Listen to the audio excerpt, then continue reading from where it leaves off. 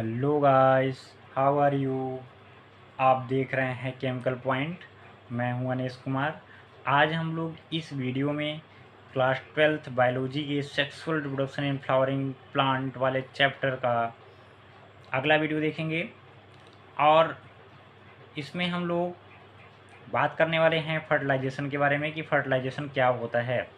तो यहाँ पर हम देखें तो जो लास्ट वाली वीडियो जो हुई है उसमें हमने आपको बताया कि पॉलिनेशन क्या होता है और पॉलिनेशन के एजेंट्स क्या हैं, और एजेंट्स के आधार पर पॉलिनेशन का टाइप हमने बताया आपको कि पॉलिनेशन कितने टाइप का होता है।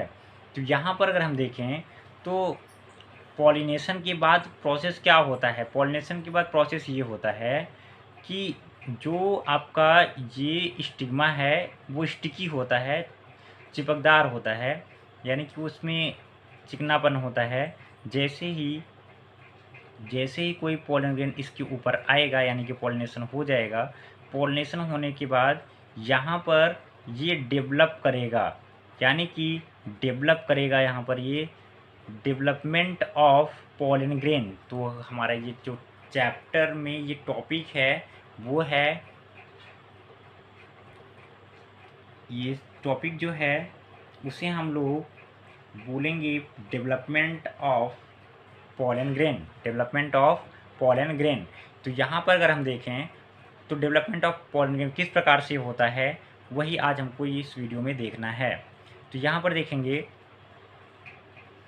कि जैसे ही कोई पोलन ग्रेन आएगा यहाँ पर तो उसमें डेवलपमेंट किस प्रकार से होगा। तो डेवलपमेंट इस प्रकार से होगा तो उसमें डेवलप होगी पोलन ट्यूब। क्या डेवलप होगी? Pollen tube. तो पोलन ट्यूब देखेंगे हम यहाँ पे कि पोलन ट्यूब का डेवलपमेंट किस प्रकार से हो रहा है। आप देखिए कि ये जो पोलन ग्रेन था फर्स्ट टाइम आके यहाँ पोलिनेट हुआ है। पोलिनेट होने के बाद इसमें अब आप पोलन ग्रेन का स्ट्रक्चर जानते होंगे कि जो पोलन ग्रेन होता है उसका स्ट्रक्चर किस प्रकार से होता है। हमने आपको बताया है स्ट्रक्चर ऑफ पोलन ग्रेन में। तो स्ट्रक्चर ऑफ पोलन ग्रेन में यहाँ पर हम आपको देखिए, अगर ये है आपका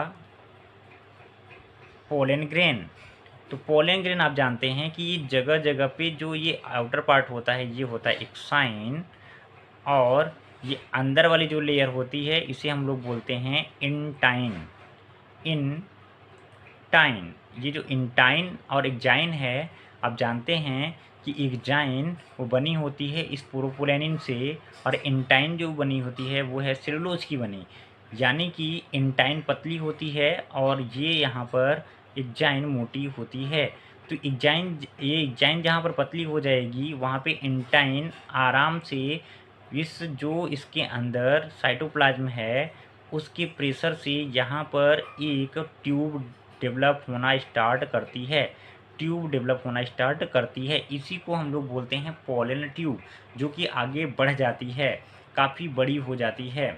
यहाँ पर अगर हम देखें कि जो पोलन ट्यूब है उस पोलन ट्यूब के अंदर सारा लिक्विड मटेरियल फ्लो करता है, सारा लिक्विड मटेरियल फ्लो करता है।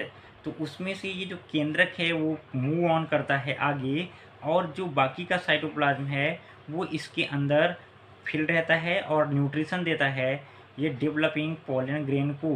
तो यहाँ से पोलन ट्यूब आगे बढ़ती है और इसके अंदर न्यूक्लियस डिवाइड होता है। ये जो न्यूक्लियस आ रहा है वो इस पोलन ग्रेन का जो न्यूक्लियस होता है वो डिवाइड होकर के दो न्यूक्लियस बनाता है, डिवाइड होकर के दो न्यूक्लियस बनाता है। तो अब ये दो न्यूक्लियस जो बने हैं वो आगे चल के मेल गैमेट में कन्वर्ट हो जाते हैं। यहाँ पर अगर हम देखें तो ये स्टिग्मा के ऊपर ये पोलन ट्यूब इस तरह से स्टाइल से होते हुए वो इंटर कर जाती है। कहाँ पे इंटर कर जाती है? वो इंटर कर जाती है आपके फीमेल गैमेटोफाइट या एम्ब्रियो सैक में। कहाँ पे इंटर कर जाती है? एम्ब्रियो सैक में। तो आप जानते हैं कि ये पूरा का पूरा जो एरिया है यहाँ से यहाँ तक का ये है आपका ओवरी। ओवरी और ओवरी के अंदर होता है ओयूल।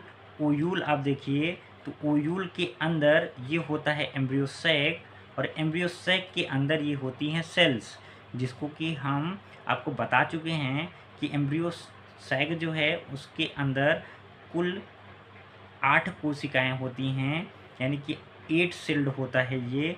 3 ऊपर की तरफ प्रतिमुख कोशिकाएं जिसे हम लोग एंटीपोडल सेल कहते हैं।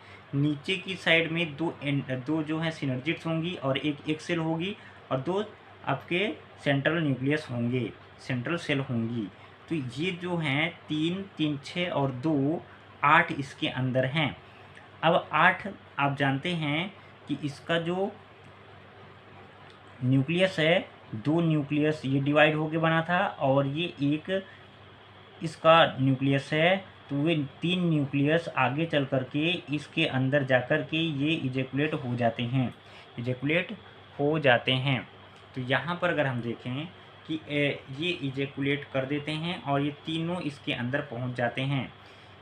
यहाँ पर 2 मेल गैमीट होते हैं और एक सेंट्रल न्यूक्लियस होता है। तो ये तीनों अंदर जा कर के ट्रिपल फ्यूजन करते हैं। अगर हम देखें कि किस प्रकार से ये ओव्यूल के अंदर प्रवेश होता है, यानी कि सबसे इम्पोर्टेंट जो बात है वो ये है कि जो पोलन ट्यूब आ रही है वो एंट्री कैसे करेगी ओवरी के अंदर और ओवरी से फिर ओव्यूल के अंदर किस प्रकार से एंट्री करेगी। तो यही हमको मेन इसमें जानना है। अब आप देखेंगे यहाँ पर कि जो ये पूरा का पूरा ओव्यूल है उसमें आप समझिए कि वो ये ओव्यूल के अंदर कहीं से भी प्रवेश कर सकता है, मतलब कि ऊपर चला जाके थ्रू प्रवेश कर सकता है, या तो फिर इंटीगुमेंट को भेद करके ये अंदर जा सकता है, या तो फिर कैसे जा सकता है। इंटीगुमेंट कहाँ होगा भाई, ये देखिए इंटीगुमेंट है और ये चला जाए वाला पोर्शन ये है। हो सकता है ये जैसे ही इसके अंदर इंटर करे वो इसके अंदर ना जा पाए, इधर से ना जा पाए, तो ये इधर से आकर के एंट्री मारेगी माइक्रोपाइल के द्वारा। या आप सोच सकते हैं कि ये जो इधर से आके एंट्री ये यहीं से एंट्री मार दे यहाँ पर। तो ये जो एंट्री है इसे हम लोग entry of pollen tube into ovule कहते हैं। क्या कहते हैं, entry of pollen tube into ovule. तो किस प्रकार से इसकी एंट्री हो रही है। तो यहाँ पर हमने देखा कि ये जो न्यूक्लियस हैं वो जाके अंदर फर्टिलाइज हो जाते हैं। तो फर्टिलाइजेशन जो होता है उसे हम लोग आगे नेक्स्ट वीडियो में देखेंगे। यहाँ पर हमने ये देखा कि यहाँ पे ये एंट्री करके ओव्यूल के अंदर प्रवेश कर जाता है। तो अगले वीडियो में हम लोग इसके बारे में डिटेल अध्ययन करेंगे। तो मिलते हैं नेक्स्ट वीडियो में, तब तक के लिए थैंक यू।